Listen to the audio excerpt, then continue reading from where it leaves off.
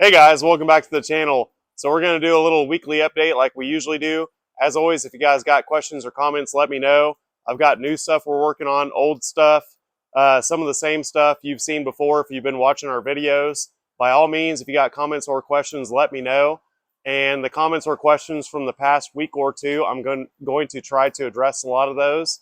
And we do some of the same stuff. We do a lot of new custom stuff. So every single time I walk through the shop, I see something new to talk about. It's always interesting to me. I'm kind of obsessed with containers. So let's flip around and take a look and get this going.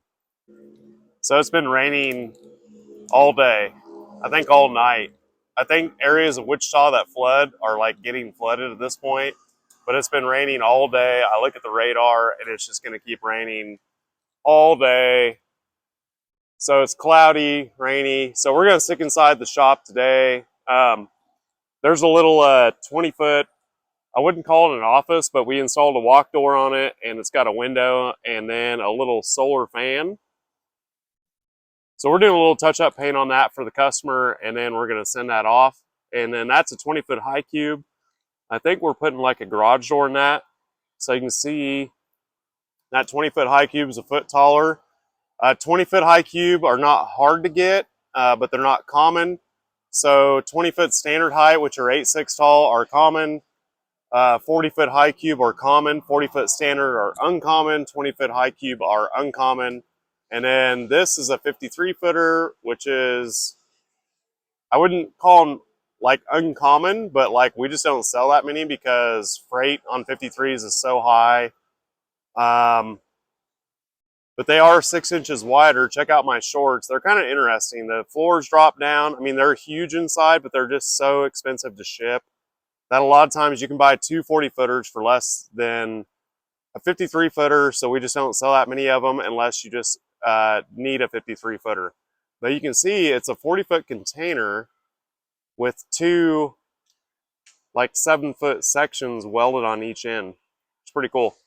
But what's different about a 53 versus a 40-foot is the floor is dropped down. So the floor doesn't come to the bottom of the corrugation there. It goes all the way to the bottom of the container. They're just a very unique container, pretty interesting. And they're 6 inches wider than every other container, which is cool. So we'll start with this one here. We just spray foam this. This is a cobalt blue, RAL 5013 is the paint code if you walk into Sherwin-Williams. Very common color for like manufacturing machines. Sorry if I said cobalt, it's sapphire blue. So this is this company's color. So we repainted this container for them. We just spray foamed it. So this is going to get surface mount or conduit electrical. We have the mini split lines are run. So we'll run those and mount the mini split in here. And this spray foam is about an average of 2.5 inches. I've gone over spray foam quite a bit in other videos. Beyond 2 inches, you're not really gaining much, but 2 inches of closed cell spray foam is about R14 insulation factor. So again, I just wouldn't use fiberglass in containers. Spray foam is the best by far, and all the container experts will tell you the same. And then you must spray the floor. If you don't spray underneath the floor, the container is not insulated properly. I would not buy from that, container builder. So we are going to OSB this unit and then surface mount the electrical or conduit, and then it's going to ship out. These are 48 by 36 windows. And then you can see here, usually the windows don't get into the factory vents, but the doors do. If you run into that situation, you can cut off the bottom of the vent or you can move the vent up. Depending, a lot of our walk doors dodge vents like this, dodge that vent right there. If you do run into that vent, when you're insulating the container, it doesn't matter if that vent's still operable or not, but you can definitely drill out the rivets, move the vent up, or you can just cut through the bottom of the vent and proceed with your installation. There's the mini split on the end. Now you can roof mount these mini splits. You can mount them on the side. The only problem with a side mount mini split is that that's going to be a wide load going down the road, so you're going to need permits. because this is an 8-foot container. Anything hanging off the side is going to be a wide load. So here is, these are two offices. This customer wanted both windows and a door on one side. So we've got two 48 by 36 windows. And this is going to go right into a question you guys have been asking me a lot. So I can't wait to share this with you guys. But you've got a walk door here in the middle. I really like this configuration because you can put desks like all along the back of it. It's different than our typical configuration with a window on each side and a door on the other side, but I really like it. And they're actually going to make these up to a 40-foot on the door ends. So it's going to be a U-shaped office like we built before. But here's what you guys keep asking about: how does the window come out? How does the frame meet up to the window frame, etc.? So here's what happens.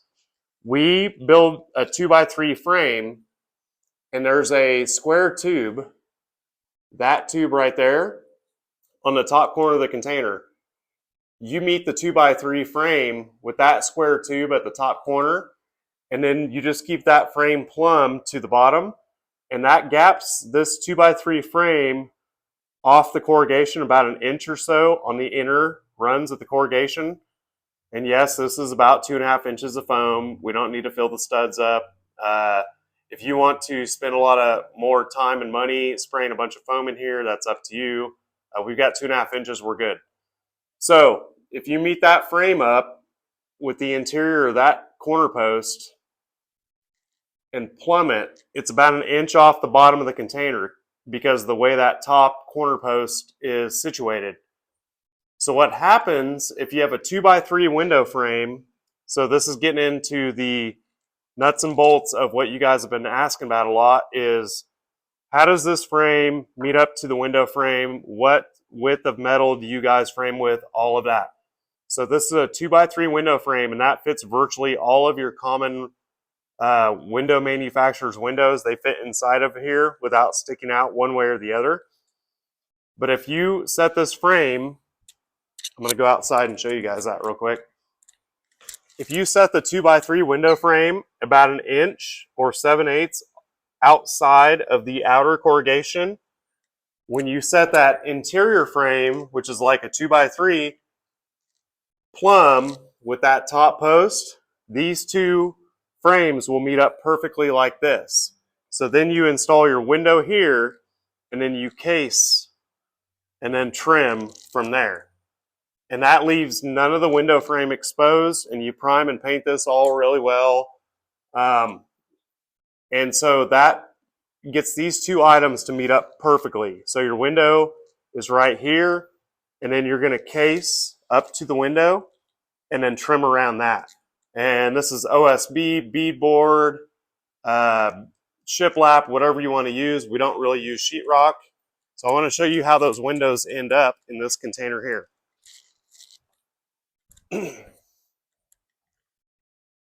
So that's a real common window right there. That's a Performax. So you can see we're about a 1/2 inch in here. So your casing is going to butt to that window, and that window frame is completely hidden. Good to go. The key to all of that is setting that 2x3 window frame outside of the corrugation about 7/8 or up to 1 inch. If you get much past 1 inch, it starts looking a little weird on the outside. So that's about 7/8 right there. You just do not want this frame interfering with your wood frame. And then on your walk door frame, it's a 2x3 metal as well. You can frame up to here, or you can stop the frame here. The issue with the walk door frame is it has to stop at this lip. So that ends up putting a 2x3 tube walk door frame to the interior a little bit, and that's going to butt up with your frame. So we stop the frame instead of moving the frame in or moving this door out. If we were to move this door out past this lip, then it would not interfere with the frame. But you can move the windows out, and that does not matter. So what we do here is we'll fur this out, or we'll just case it and stop right here. So that's the difference between like a walk door install and a window frame. And then the mini splits that we usually do on the end, so we're not a wide load, and we kind of went over that. And so this office here is the same, and I think we sprayed the floor of this, so yep, there's your insulation on the floor. And there's two tubes right here. That black tube, that's your forklift pocket. That's where your forklift goes in. We don't spray those because that's where you're going to lift up at. But everywhere else, we just get a good, 3-4 inches on the bottom. Anything over 2 inches, you're good to go.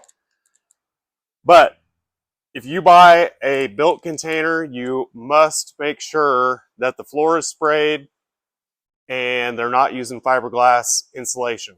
So this one's wired. So this is a perfect container to take a look at next. So this is Romex. The wire is going to be inside the wall. This is cheaper and faster. This is what this customer wanted. Many of the builds we do are surface mount or conduit. So we're going to put the walls on and then wire it. I think a lot of people are fine with Romex and it works well. I just like using conduit or surface mount electrical because it gives us flexibility in the future to rearrange how the container is wired and so on. When you do Romex and put walls on, that's it. You're not adding anything else. And here you can see the doors are foamed as well. And then this is a slate gray container, which is probably my favorite color. And then you can see here we are about halfway. Well, we're done fabbing the shutters up. And these are going to be side swing shutters. So we're going to put a mounting point here on the container for this shutter to go to. But you can see here we weld. So we stitch these and then we seal. There's no reason to weld the entire perimeter of this corrugation. And if you're going to weld the entire perimeter, it's going to be really tricky to get it right. And then the corrugation is going to start walking around on you. And it's a shutter. It just does not need to be fully welded. So we stitch these. It keeps everything straight. And then we come in here and seal with the polyurethane sealant, which you guys have asked a lot about that too. And then we prime, paint. And then the other common question I've been getting is, do you seal before you prime or prime and then seal?